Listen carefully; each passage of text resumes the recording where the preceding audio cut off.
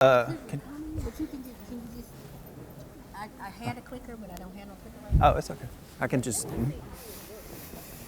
All right. Good morning, everyone. Welcome to the CareSource session this morning of the 2025 Medicaid Fair. We're really glad that you decided to join us today. I know it's not always easy to break away for a day, but it does mean a lot to us. I wanted to start off this morning with a touch of gratitude. Big thanks to the Department of Community Health for organizing another great event. The Medicaid Fair is an important event, really fosters collaboration, open dialogue and communication, and really just growing the partnership. So we're really appreciative. The mic, yes. They can't hear you. Yeah, the mic, no, wait. The mic on the podium is what they hear by. Oh, I got you. Okay. Yeah. All right. I also want to thank our provider partners again. Thanks for taking the time to be with us today. I wanted to start off today's presentation really introducing you to who CareSource is. And I think the easy answer is CareSource is a CMO, right? We all know that. But I wanted to give you a little bit of history behind who CareSource is. CareSource was founded back in 1989 in Dayton, Ohio. And the cool part of this story is we were actually founded by a licensed clinical social worker. And I always like to just pause for a second and think about that because we all know that social workers are put on this earth to help and to serve. And that's the CareSource difference. So here we are 35, 36 years later, you still feel the heart of a social worker every day at CareSource. And I think it's just an impactful story. It's one that means a lot to all of us, and I just wanted to share that with you.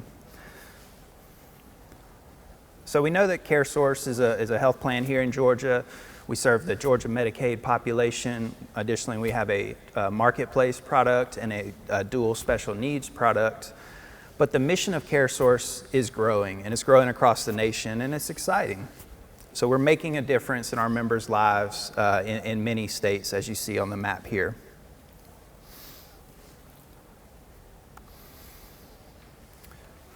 I'm going to get the presentation kicked off with the claims portion of our presentation. I want you to think of this as kind of the blocking and tackling, the fundamentals, if you will.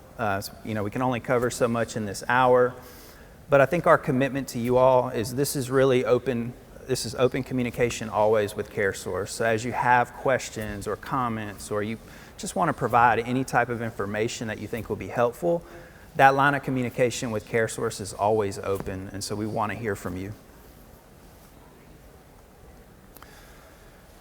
So with claim submission, timely filing is within 6 months of the month of service or discharge, and this is for original and corrected claims. In situations for COB where CareSource is the secondary payer and the timely filing period is elapsed, the claim must be submitted within 12 months from that primary payer EOB date. CareSource does accept paper claim submission, but we certainly prefer electronic claim submission. And this really helps us administratively, but it certainly helps your practice get paid faster and have faster claims adjudication and processing. As mentioned, a lot of high-level information today, but our Georgia Medicaid Provider Manual is listed on our website. We have the link here. This manual really contains everything you need to have a successful relationship with CareSource. Also with claims payment, we have different options. We have an EFT option where we partner with Echo Health. So again, preferred method. We also have a virtual card payment, and then we can pay with via paper check as well.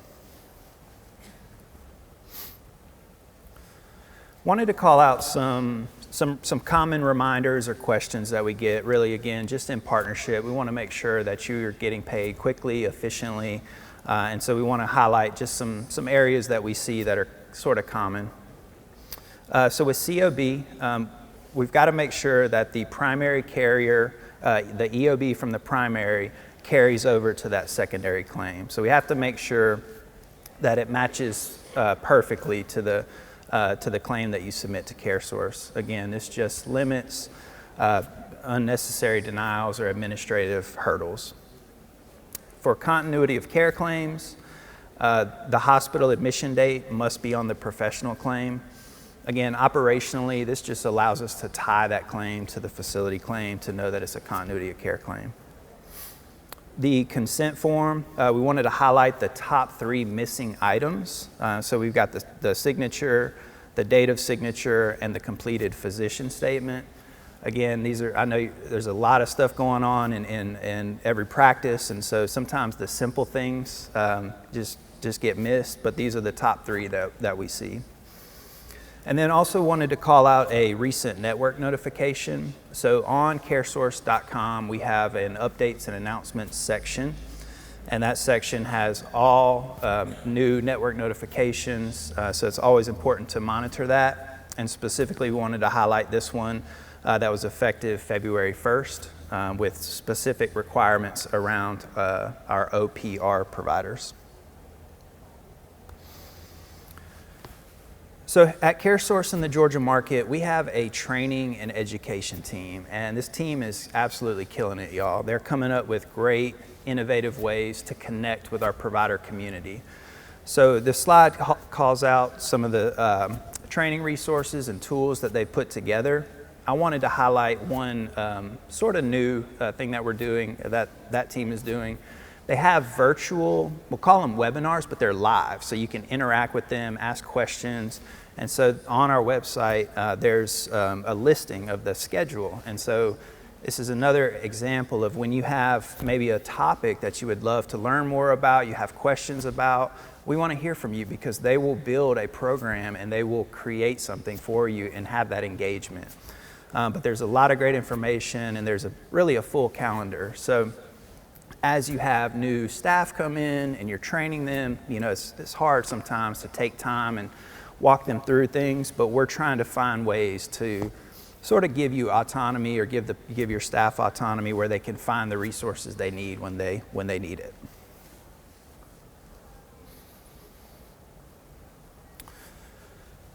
So let's talk a little bit about claim trends and tracking. I really just wanted to give you guys some numbers. So this is specific to Georgia Medicaid between the dates of October 23 and March of 25, so roughly, I think, 18 months there. We received 6.2 million Georgia Medicaid claims, so we receive a large number of claims. I mentioned in the opening that we have other products as well, so a lot of claims are coming through the door. And so we have to be operationally tight and efficient, and we are, and we're proud of that. And so of that 6.2 million claims, only 1.93%, so less than 2% of those claims are rejected. And then when we look at our denial rate for Georgia Medicaid, that rate is at 13.3%. And then we wanted to highlight some common ones that people ask about, and the PA denial rate and the timely filing rate are on the screen.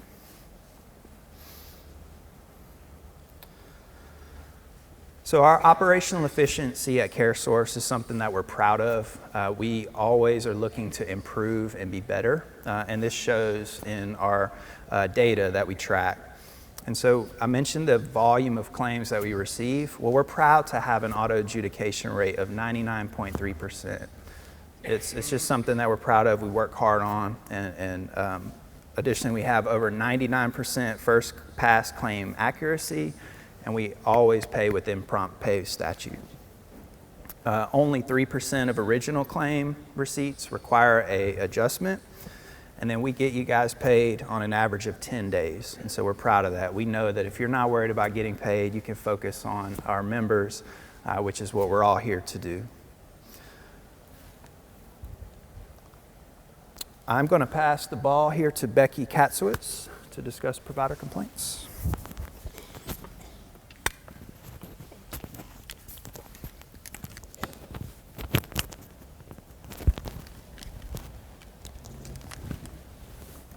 I am way shorter than Tony, so I'll need to lower that. Can you all hear me? Thumbs up? Okay. Hi, everybody. I am Becky Katzowitz. I'm the Senior Director of Network Performance and Engagement at CareSource. What that means is I run our provider relations team, as well as value-based reimbursement programs and provider training and education.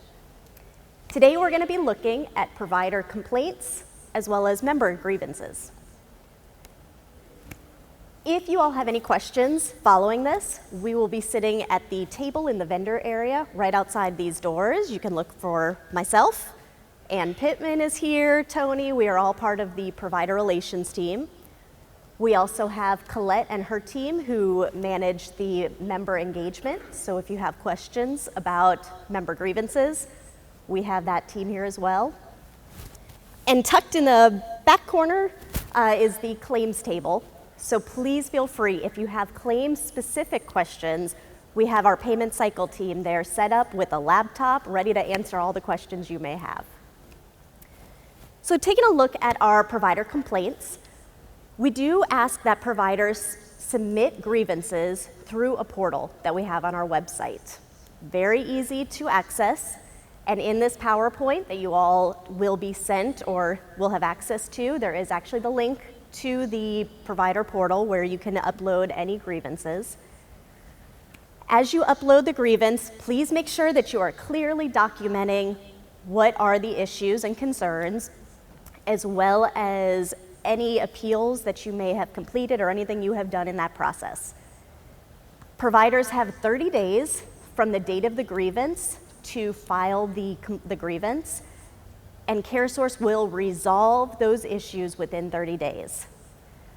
We do have CareSource executives that are monitoring the grievances as well so that we can escalate any grievances that are beyond the normal daily issues.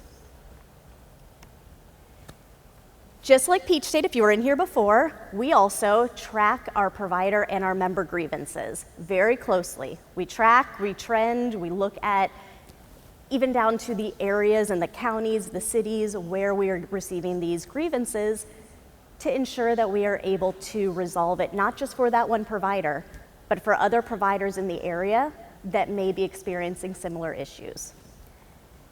In 2024, we received 10 complaints from providers, and you can see here how they tracked. We received the first of the top 3 grievances from those 10 were providers requesting to dismiss members from their practice. A lot of these were said that these are members that they've never seen, they were auto-assigned, and wanted to remove from the roster. So in order to resolve these complaints, we worked with the team that works with members to identify new provider options for those members. Number 2 in the top trends were providers reporting members for possible fraud, waste, and abuse concerns.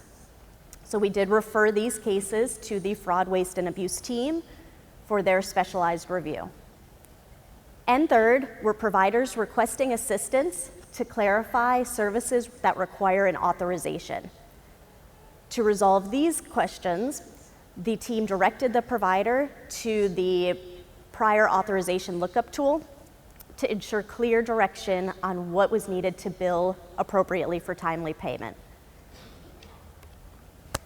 As I said, we then break down these complaints to really look at where are these locating and by whom, where these are located and by whom. So broken down here, you can see we received 2 provider complaints in Clayton, 1 was in Fulton. I won't go through all of them, but this is what we are looking at to ensure other providers in the area are not experiencing the same issues. We also look at specialty. The highest number of specialties, the highest specialty in 2024 with complaints were in pediatrics. So we know to focus there as well with those concerns. And moving on to member grievances, we want our members to be happy. That is what we strive for. Everybody in the CMO world, everybody in healthcare, we are here because we want our members to receive the best care possible. At CareSource, we want to listen, and we want to make it a seamless, easy experience for our members, just like we focus on with our providers. So in order for CareSource to speak with the member or an authorized representative, we do ensure that there is a HIPAA authorization form that is completed so that we can speak with a representative on behalf of that member. We have a form available for members or their authorized representative to complete. We have a phone number that they can call if they don't want to go online to fill out the form. We have a member hotline that can be called. We have a member engagement team as well. that are all able to speak with the member or the authorized representative and ensure that we are hearing what those grievances are so that we can fix them going forward. In 2024, CareSource received 393 Medicaid member grievances. We are tracking and trending these as well. The number one reason for the member grievance in 2024 was members paying out of pocket and then requesting reimbursement from CareSource. So each of these cases is researched, and the request, if eligible, we were able to then educate the member on the correct process and return the payment if that was what was deemed appropriate.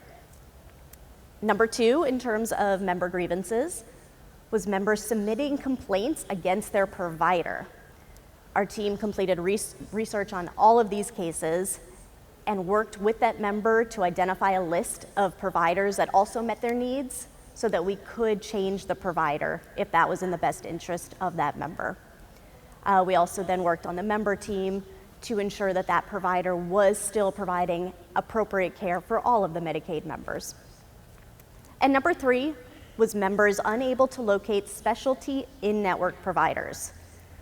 So we do have a team that assists with members trying to locate specialty providers in their areas.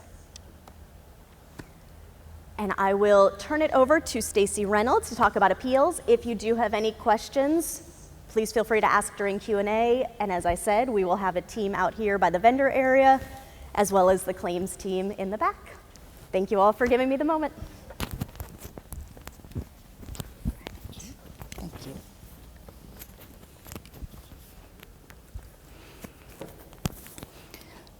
Hello, my name's Stacy Reynolds, and I am the Georgia Medicaid Manager for Utilization Management for CareSource. I'm going to start out with something a little bit fun, and we're going to try to do a giveaway. So, it's the grand prize. It's one of the bigger prizes. So we're just going to ask a general question from what? Give me a question. Somebody give me something. Oh, they won't know that. Let's see. I know. I'll go back and we'll give y'all the answer.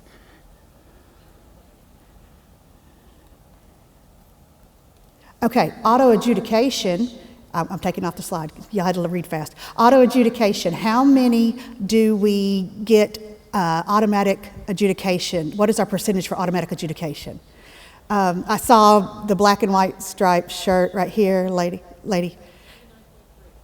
99.3 is right. So, yay, you win a prize.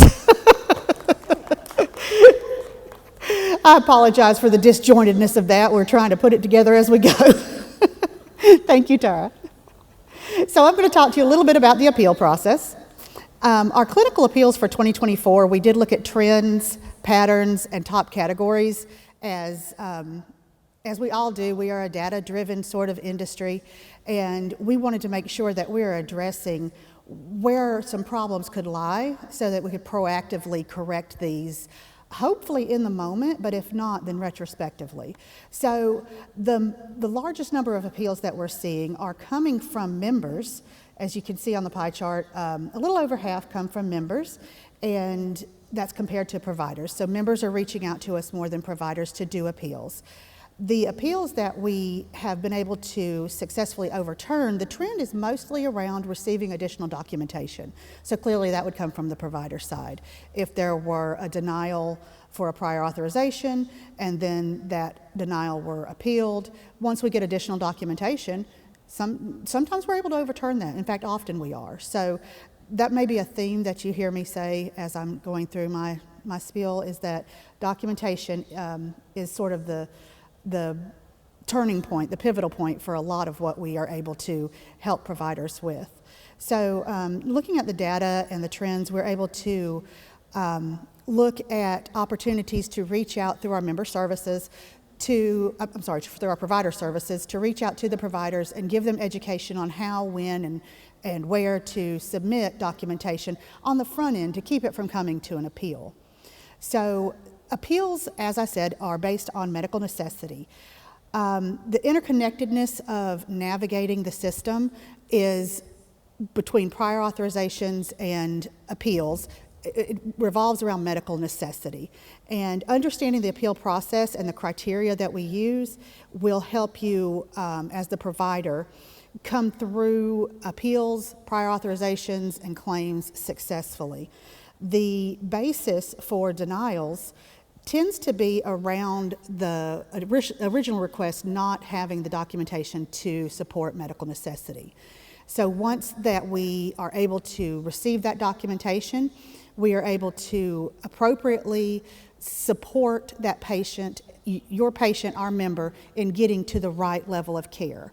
So the documentation that we need would be the patient's history, their diagnosis, what service are you requesting, and the rationale for that request. If we receive that during the prior authorization piece, then we're able to work that prior authorization, and hopefully it won't come to an appeal. So some of the guidelines for appeals, the pre-service appeal does require a member consent, and it has to be submitted within 60 calendar days from the date of denial. So once you get that adverse benefit determination letter, you have 60 days from the date on that letter to start the appeal, and we do have to have that consented by the member. The resolution time frame is usually 30 days for a standard request, 72 hours for an expedited request. A post-service appeal, it does not require member consent. It has to be submitted within 30 days of the adverse benefit notification, and the resolution time frame is 30 calendar days on that. So Tony's going to come back and talk to you a little bit more about the network adequacy criteria.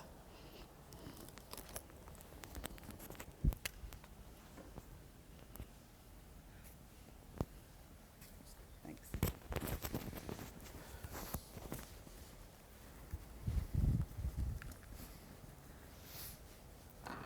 All right, I'm back. We're going to talk a little bit about network adequacy. So in the opening, talked about why we're here, right? We're here to ensure that our members receive the care that they need timely, efficiently, with a high quality. And network adequacy is key in ensuring this. Georgia is a unique state. So we have 159 counties in Georgia, which is, it's just a lot of counties. And we have obviously large metro area in Atlanta, but when you look at the map, the majority of the state from a geographic lens is rural. And so when network adequacy standards and criteria are created, this is an important focus. And so the adequacy standards differ depending on if an area is rural or if it is urban. And so each provider type or specialty type has a standard that's urban and then also that one that's rural. Additionally, there's a time and there's a distance standard that is tied to that specialty, also with an urban and a rural standard. When we talk about time and distance, that is zeroed in from the member's address to the provider location. So it is very accurate, and it tells us exactly, we know how long it takes a specific member to get to a provider. And so it's really important, and it's again something that's zeroed in. We only look at providers that are full-time practicing at those locations. So those are the only providers that are counted for network adequacy. And then additionally, we track providers that focus on adult versus pediatric. So if you're a pediatric only provider, then that is tracked as well. All right, quick pop quiz. So Georgia's 159 counties. Do y'all know where that lands in the rank of states with the most counties? Anybody? All right, we're second. We're behind Texas. Oh, nice. There we go. Good.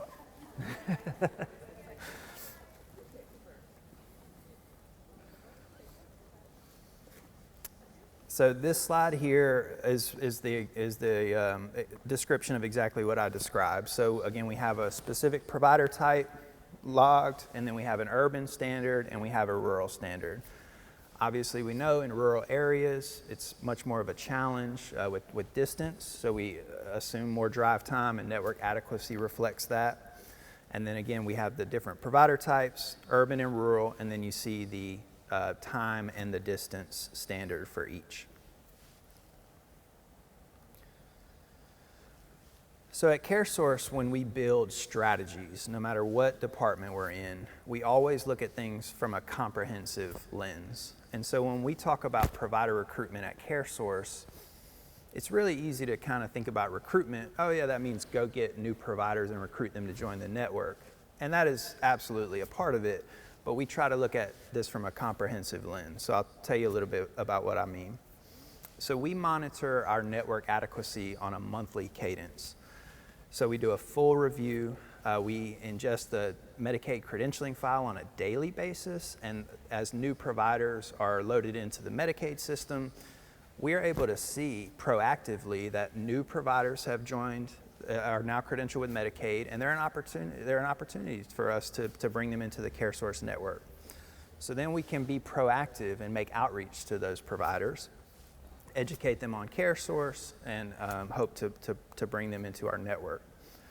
We submit our network adequacy to DCH on a quarterly basis, and this is a very thorough review with the Department of Community Health through a variety of reporting requirements. And so DCH has a clear view into what our network adequacy is on a quarterly basis.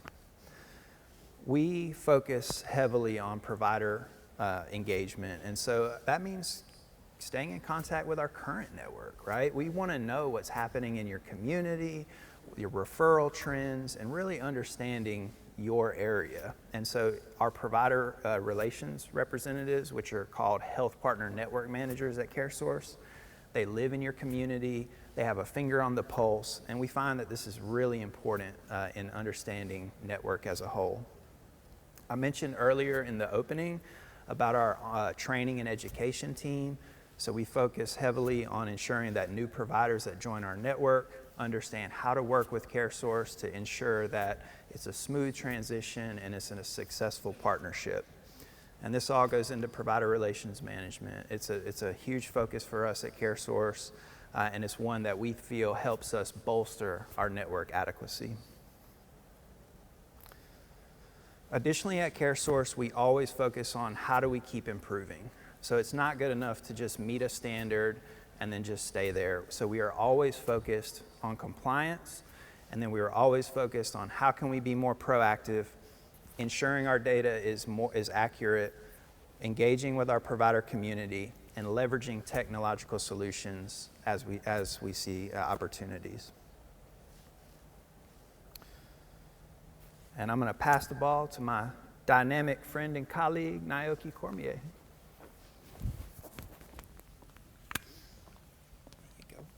Good morning, everybody. Good morning. Do y'all hear me? My mama says that I talk loud already, so I'm hoping that you'll be able to hear it through here. So I happen to be the Director of Clinical Operations at CareSource. I have the esteemed honor to be able to lead alongside the folks in the back, lead alongside my colleagues out in the audience, as well as providers, the DCH, etc. So we're going to talk a bit about care management, care coordination, but I have a question for you all first. How many of you know that care management and care coordination is really where all the action happens, right? How many of you all know that?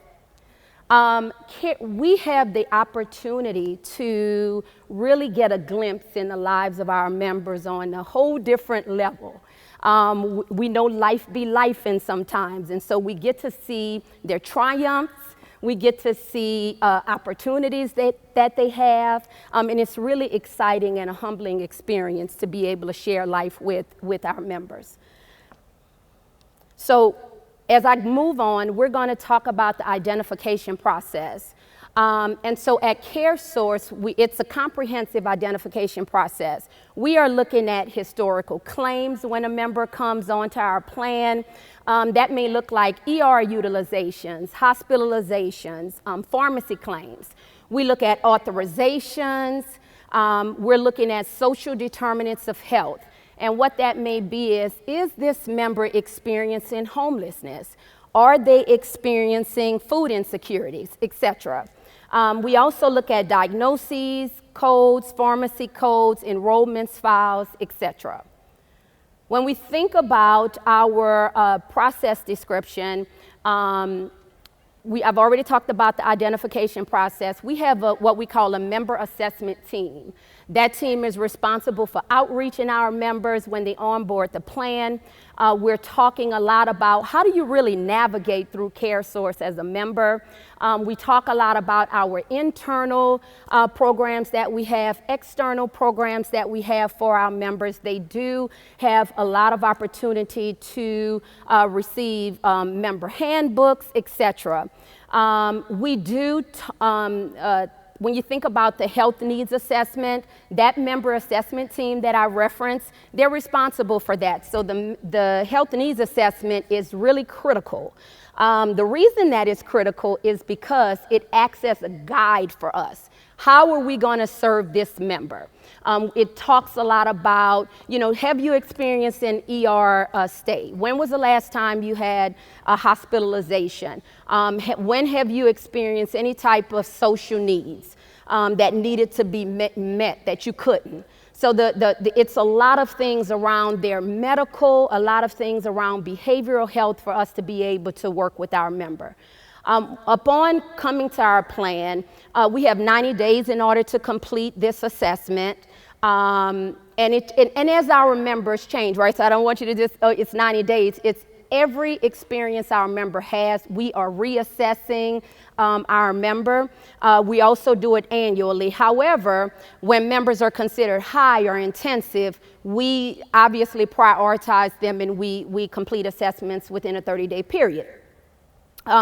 Now, our care managers do work with our members. We complete care plans. Care plans are driven by the health needs assessment. Our care plans are completed within 90 days and as our member circumstances change.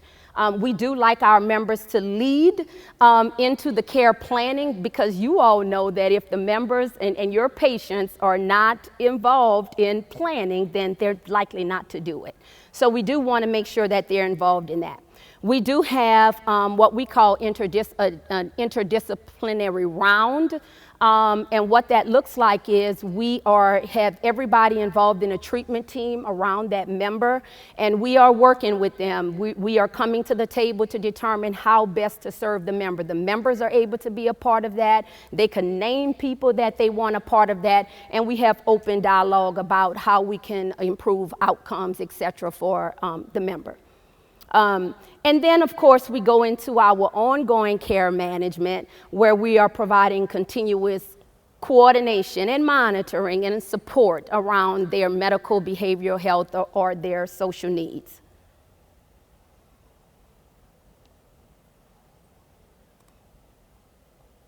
Now, here we go. So our member journey here, and it's really the same things that I've already talked about, but I like pictures.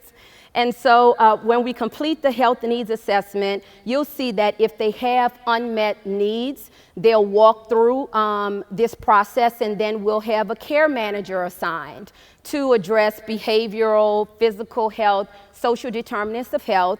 They are connected to a care manager. Our care managers are registered nurses, they're clinical social workers, they're master prepared social workers, and they are licensed professional counselors. We do also have, in partnership with the care manager, we have what we call our paraprofessional staff, and that's really where all the action happens because this team is out in the field. They are attending home visits. They are going to doctor's visits, specialist visits, etc. We do complete what we call a comprehensive health assessment. Now, I did share that we completed the initial assessment when the member onboards, but when they are assigned to a care manager, we complete a more comprehensive health assessment. The members are stratified, low, medium, high risk levels, and then obviously we move into the person-centered care plans. Now, what are some of the requirements in getting into care management? And really, the members are able to refer themselves. We do work with members around behavioral health, chronic conditions, high-risk pregnancies, any complex medical needs that they will have, social determinants of health, polypharmacy, etc.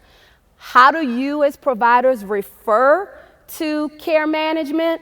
There is no wrong door approach to care, to CareSource in getting somebody into care management. You are able to utilize the provider portal. You're able to email us. You're able to telephone us. You could do it in person after this conference. You could let us know if there's somebody that you're particularly concerned about or really feel like will benefit from the service. We certainly will accept that and then assign to our team. Members in the care management space receive things like health coaching, education, individualized discussions. We have care coordination, and that looks like arranging transportation, scheduling doctor's appointments, etc. We do a lot of ongoing support around medical conditions, behavioral health, emotional, social needs. We work with them on person-centered, individualized care plans. We're constantly reassessing our members. So we do a lot of things around review and monitoring of the things that they are needed to be worked on. And then we obviously complete telephonic outreach, but also we have the home visiting component.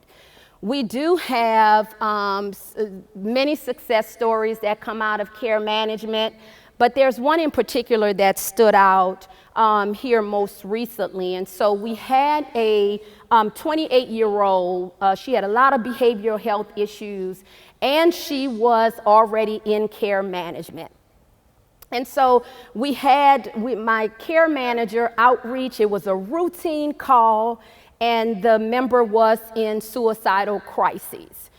She said that she wanted to go to heaven, to be with her grandmother. She had wrote out plans and all of the things to end it all. Because as I said to you all earlier, sometimes life be lifing, and people don't always know how to handle life stressors, right? And so the care manager has some lived experience. And then she's also very experienced in behavioral health, as she's worked in several departments and agencies, etc. So she called this member. Member talked with her, and she immediately sprung into action when she found that her member was in crisis. So she's contacted her team lead on another line, and I don't know if my team lead is here. She's probably the best thing since sliced bread for us. But she was on the phone calling 911. She was outreaching the crisis line and all of the other folks to help us assist this member. The problem is that the emergency calls that we made were to no avail. We couldn't get law enforcement out. We had some, not being able to contact our crisis line. And so that care manager stayed on the phone with this member for 2 hours until somebody was able to come and help support this member. I'm happy to say that this member, after 2 hours, everybody came to the home. And she got the services that she needed. She's doing very well, very involved with behavioral health, etc. The care manager is going to visits with her and all of that. It was such a beautiful thing to see.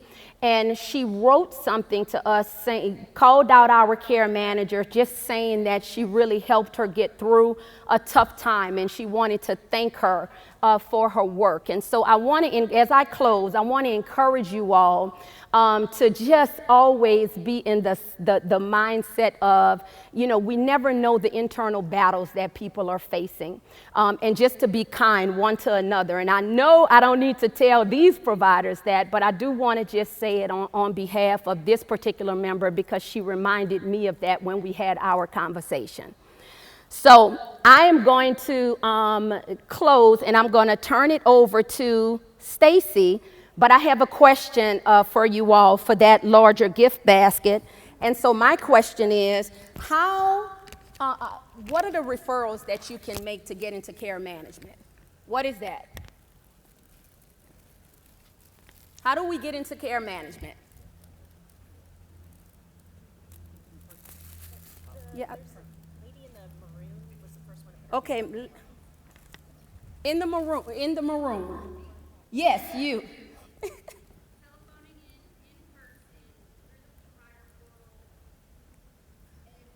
Come on now, that's right. Thank you all so much, and we appreciate your partnership. Did I turn something off? I think I did. Did I turn something off? Oh, something went off. Did I do something? I don't know what happened. Okay, Oh, the it battery didn't died. Oh, the battery died. Okay, so I'm going to wing it with no visual. You know, that'd be awesome. Thank you. But since I am doing it without a visual, I'll give y'all Cuddles, the bear. This is CareSource's mascot. His name is Cuddles, and he is our little teddy bear that brings comfort and care to the members who need him. Oh wait, something just happened. But it's all right, we're just gonna roll with it, guys. Okay, so I'm gonna talk to you about the prior authorization process, and there's nothing new or, I have a director who says there's nothing sexy about prior authorization, and there just isn't, y'all. Y'all know what you do. You look up your code, does it need a PA or not? If it does, we're getting closer. Come on, talk to me. Okay, so if it needs a prior authorization, you can reach us through, the preferred portal is GAMIS. We know that, right? Because GAMIS is the quickest way to get to us. And GAMIS communicates directly with the medical management system that we use in CareSource. So it shoots right over. Within 20 minutes, we have your request. I'm trying. Closer, closer, go, keep going. There we go. Okay, there we are. We're on this slide. So you, the provider, send us the request, we review it, and then after we review it, we send you a decision. Now, if the review is complex, if it doesn't appear to meet medical necessity based on the documentation you sent us, then the registered nurse doing that review will send it to a medical director for a secondary review, and that opens the opportunity for the peer-to-peer review. And what the peer-to-peer review is when the medical director of CareSource and the provider who sends in the request are able to discuss it face to face, well, phone to phone. They're able to discuss the request and provide information, and if the documentation that we received isn't quite enough, then the verbal interaction could be enough to push that into an approval. So that's where the prior authorization process goes. So turnaround times, we have 3 calendar days to finish a standard request. We have 24 hours for an urgent, 3 business days for a pre-service, and 30 calendar days for a post-service, also called a retro. And we are meeting that turnaround time at the threshold of 98% or better, meaning that over 98% of the requests that come in are decisioned within the turnaround time. So what we need from you, the provider, is the information, the request. Send it to us through GAMIS, phone, fax, or mail, and the clinical documentation proving the medical necessity of the request. This is our categorical listing. Generally, these are the things that we require prior authorization for.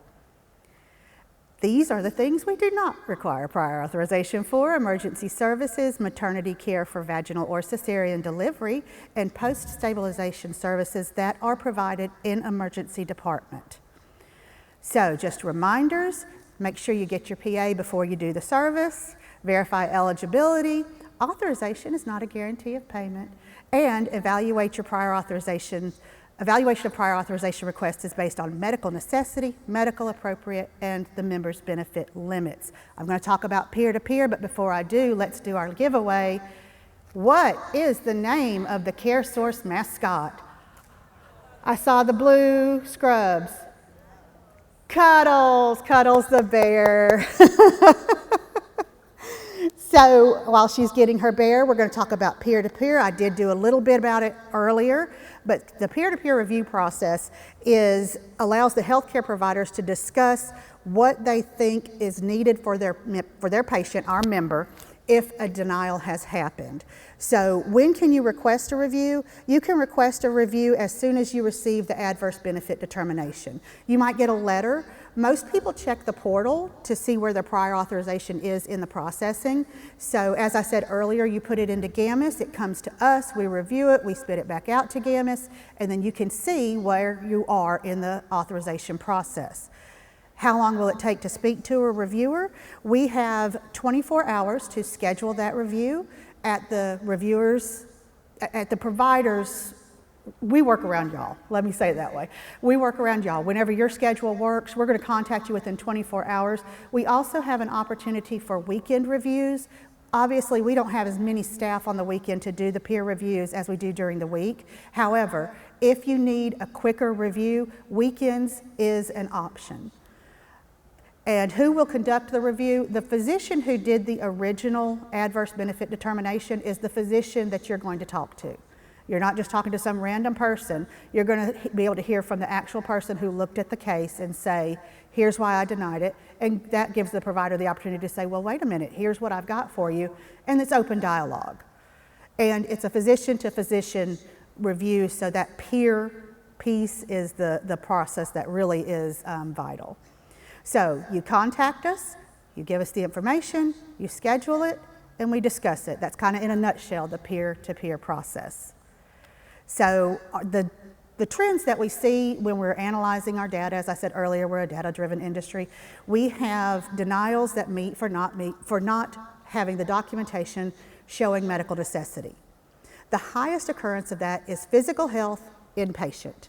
So somebody goes in the hospital, they send the request, and for whatever reason, the documentation we get doesn't quite meet our guidelines.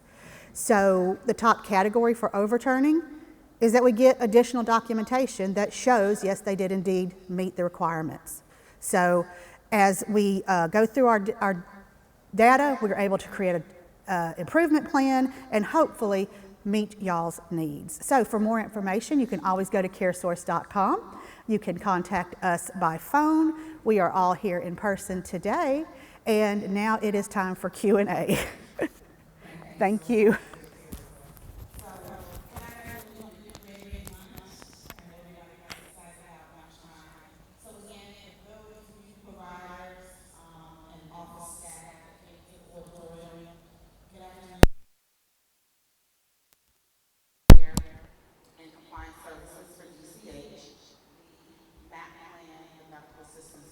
First of all, CareSource, I want to thank you so much for an awesome presentation. So I know there were a couple of questions that were submitted beforehand, and I'm going to open it up generally. So again, there is a claims desk outside, so if you have specific questions as it relates to your practice, please engage the folks at the claims desk. Also, the provider relations reps, you want to make sure you know who those individuals are so that you can schedule time with them. Contracting as well. This is director of contracting, so joining the network, things of that nature. And then as it relates to credentialing, PBO is handled in the state, and you can go to the state website.